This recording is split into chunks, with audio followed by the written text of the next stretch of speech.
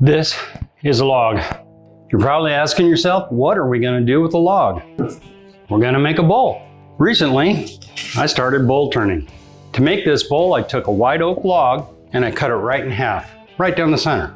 But what I didn't know is when you split these in half, you're supposed to take the plinth.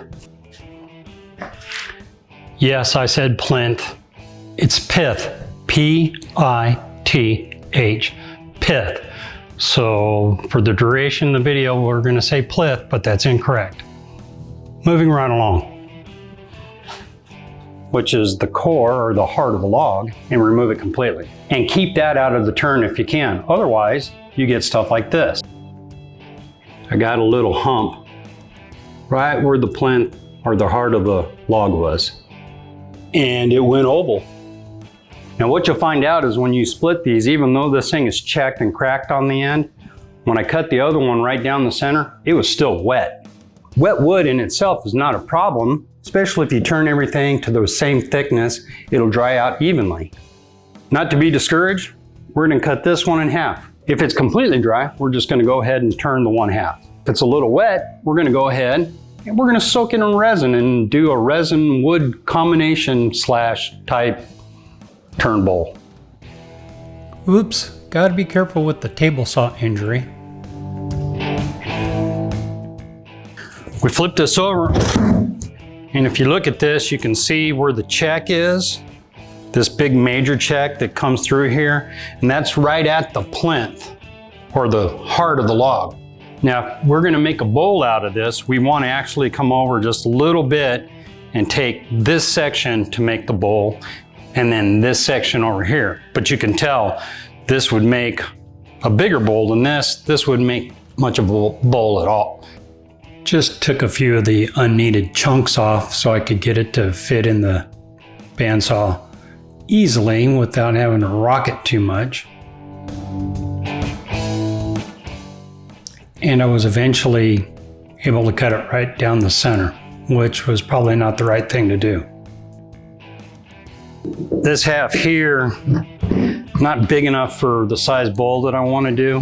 So we're just gonna chunk it up, and it's still a little wet. I couldn't get the plinth out of here. If I got the plinth out of here, the bowl would be too unstable. So I'm gonna chunk it up, throw it in resin, and we're gonna turn a resin bowl. Next video is gonna be about this piece of wood. And we'll turn this bowl. Since it was too wet, I chunked it up and I arranged it in the bottom here of this paper pail, which was a waste of time because I ended up taking them out when I poured the resin in the bottom. Ended up making 3 colors, a nice pearlescence blue, a little black, poured that in the bottom. Like I said, took the pieces out, tried to figure out how I had them in there in the first place. Yeah, good luck, and eventually, yeah, it was just a mishmash. Bought a little pressure pot down Harbor Freight. Had to do this in 2 pours because it settled too much, but first pour I put to about, 30 pounds of pressure, let that sit for a little while, and I had to come back and pour some more resin into it because it had settled.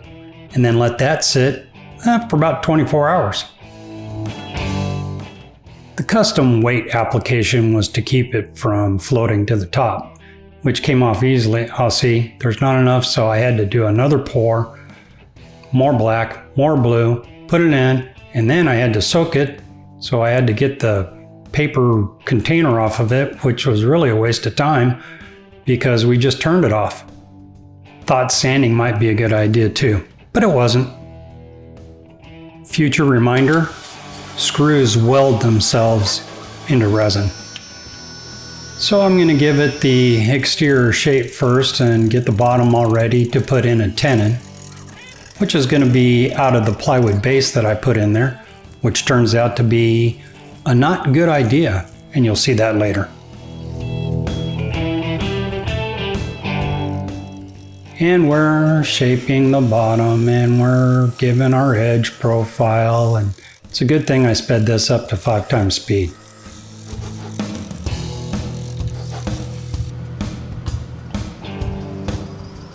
Had to make the bottom pretty flat so I could put a real nice tenon in there.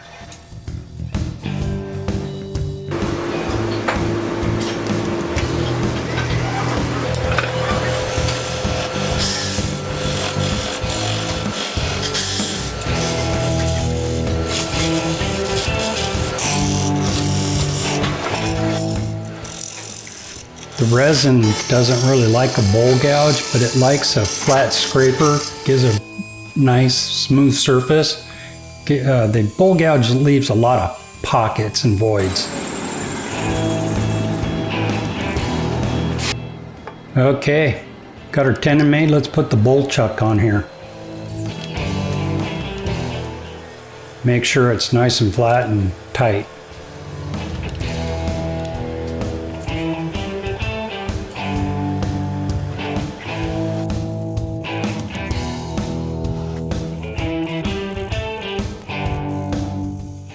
Now, if you're considering turning resin, get some gloves.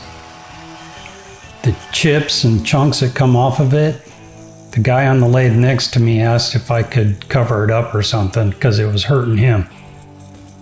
You may have noticed this is a group shop because I don't actually have my own personal lathe, but the second household that I have has a community wood shop with all kinds of nice tools.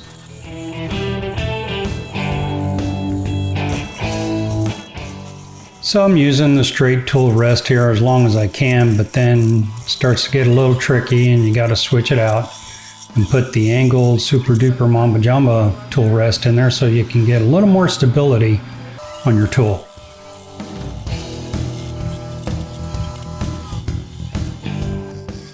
This is only like the second bowl I've ever turned, so I might be doing some stuff technically incorrect. But I know you use these calipers to make sure it's nice and even all the way. And then this is why, don't use that plywood tenon.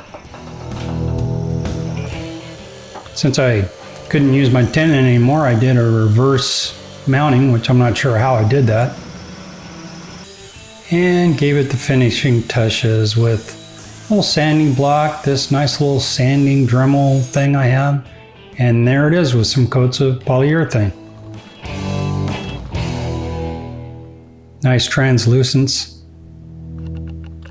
Well, I hope you enjoyed my adventures in turning. If you get a chance, subscribe, watch all our other videos, and watch the two coming up on the screen, and we'll see you next time.